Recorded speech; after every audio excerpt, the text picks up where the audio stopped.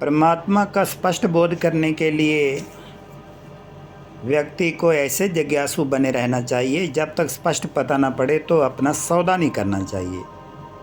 मनमत परमत जैसे आजकल नहीं कहा भी है, माया असक्तान मना पार्थ योग जुंजनं मदाश्रया आशंसं समग्रं मायथा ज्ञासथे तच्छृणु। कि हे पार्थ, मुझ में मन लगाए हुए, मेरे आश्रय में रहते हुए, योग का अभ्यास निरंतर करते हुए संशय रहित तो हो, मेरे संपूर्ण स्वरूप को तुम मुझसे ही सुन। भावार्थ है कि परमात्मा ने स्पष्ट कहा है कि मेरे बारे में मैं स्वयं ही बतला सकता हूँ, कोई और नहीं। अभी तक तूने जो कुछ भी सुना था वह मनुष्य मत के आधार पर था। मैं तुम्हारा माता पिता हूँ। जैसे माँ अपने बच्चों को बतलाती है वैसे ही मैं तुम्हें आकर अपना परिचय देता हूँ। नहीं तो ऐसे कहते ना, एक बार एक मेले में 5 अंधे पहुँचे। वह हाथी देखना चाहते थे। सभी अंधे हाथी के पास पहुँच गए। एक अंधे ने हाथी की सूंड को स्पर्श किया, कहा हाथी तो सर्प जैसा है।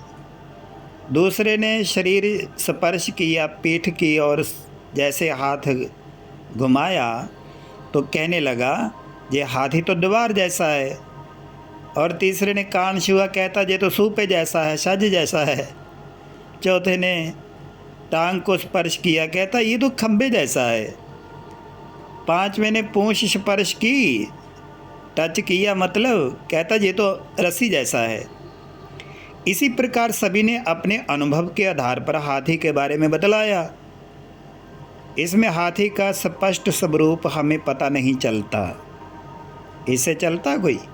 इसी तरह अभी तक हमने परमात्मा के बारे में सभी के अनुभव के आधार पर सुना। किसी ने कुछ कहा, किसी ने कुछ कहा। तो अब स्वयं परमपिता परमात्मा के बारे में सम्मुख आकर सुनाते हैं। परमात्मा धरती पर धर्मग्लानि के समय पर आते ना, कि जैसे अंतवंतु फलं तेषा तद्वत्यालप्मेत्साम देवानं देवयजो यन्ते मद्भक्ता यन्ते मामपि। मतलब कि अल्प बुद्धि वालों को, जो थोड़ी मति रखते हैं, उनका वह फल नाशवान है। देवताओं को पूजने वाले देवताओं को प्राप्त होते, लेकिन मेरे भक्त मुझे ही प्राप्त होते हैं।